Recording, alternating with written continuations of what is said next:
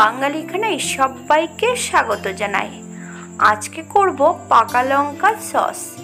তবে আমি আজকে এখানে কিভাবে পাকা লঙ্কার সস করব চলুন সেটা একবার ভিডিওর মাধ্যমে দেখে নেওয়া যাক। পাকা লঙ্কার সস অনেক দিন আপনারা সংরক্ষণ করে রাখতে পারবেন। ভিনেগার বা পাতিলেবুর রস অ্যাড না করেও এমনভাবে ফ্রিজে যদি বানিয়ে রেখে দেন। আমি এখানে 300 গ্রাম পাকা লঙ্কা নিয়ে নিয়েছি। লঙ্কাগুলোর বোটাগুলো বেশ পরিষ্কার করে নিয়েছি। সসের স্বাদ আরও দ্বিগুণ বাড়ানোর জন্য কিছু ঘরোয়া উপকরণ এই পর্যায়ে অ্যাড করতে হবে। 2 টুকরো আদা, 5 কোয়া রসুন, মিডিয়াম সাইজের একটা পেঁয়াজের অর্ধেক, হাফ চামচ নুন, হাফ কাপ জল। আপনারা স্বাদ অনুসারে নুনটা অ্যাড করবেন। 7 থেকে 8 মিনিট মিডিয়াম আঁচে ফুটিয়ে নিতে হবে।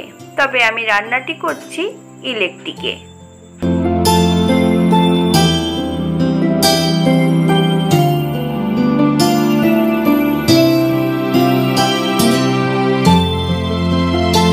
লঙ্কাগুলো 80% মতন সেদ্ধ করে নিতে হবে। পুরোপুরি সেদ্ধ না করলেও হবে। এই পর্যায়ে ওভেনটা অফ করে দেব। ঠান্ডা হতে সময় দিতে হবে।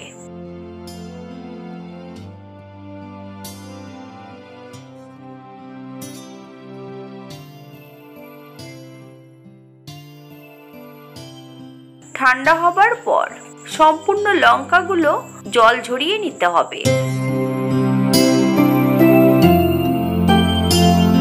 এই পর্যায়ে সম্পূর্ণ লঙ্কাগুলো একটা মিক্সার বোলে অ্যাড করতে হবে। বেশ একটা মিহি পেস্ট তৈরি করে নিতে হবে।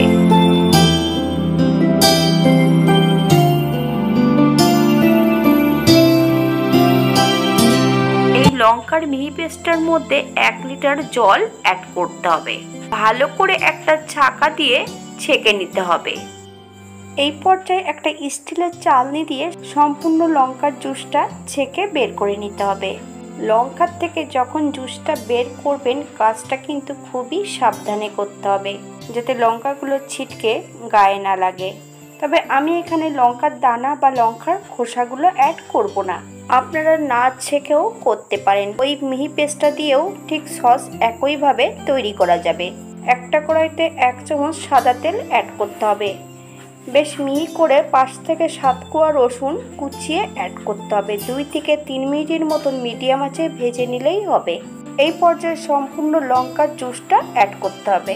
মিডিয়াম আঁচে 5 থেকে 7 মিনিট বেশ ভালো করে ফুটিয়ে নিতে হবে। এই পর্যায়ে হাফ কাপ চিনি অ্যাড করব। আমি কিন্তু এখানে গুঁড়ো চিনিটাই অ্যাড করেছি। আপনারা গুঁড়ো অথবা গোটা চিনিও অ্যাড করতে পারেন।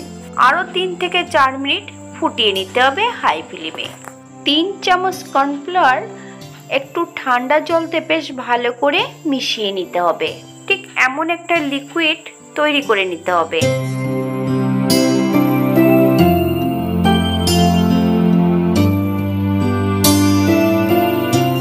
এই পর্যায়ে গ্যাসের ফ্লেমটা একদম লো করে দিতে হবে।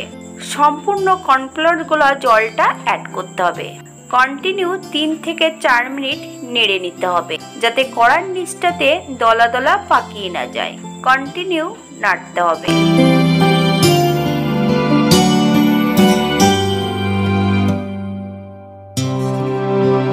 আমি পাকা লঙ্কার সসটা ঠিক একইভাবে তৈরি করে সারা বছরই কিন্তু সংরক্ষণ করে রেখে দিই। আপনারা এইভাবে তৈরি করে সারা বছর সংরক্ষণ করে রাখতে পারেন।